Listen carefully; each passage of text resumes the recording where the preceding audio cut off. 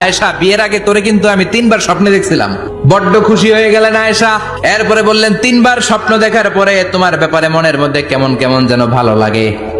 তারপরে একটা ছোট্ট কাগজের মধ্যে, জান্নাতি কাগজ, রেশমি কাপড়ের মধ্যে তোমার চেহারাটা এনে জিব্রাইল বললেন, দেখেন নবী কেমন লাগে। আমি কইলাম, ভালো লাগে।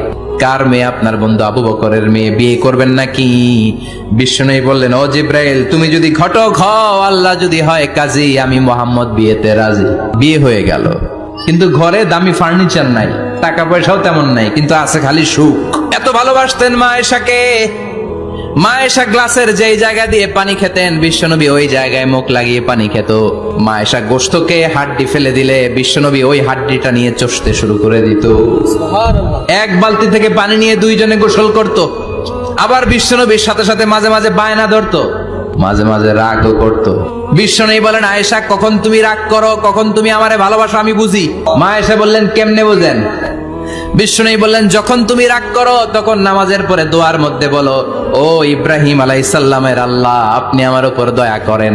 তার মানে তুমি রাগ করে আছো, আমার নাম নাও নাই। আর যখন আমার উপর খুশি থাকো, নামাজের পরে দোয়াতে বলো, মুহাম্মদ সাল্লাল্লাহু আলাইহি ওয়াসাল্লামের আল্লাহ, আপনি আমাদের উপর রহমত করেন।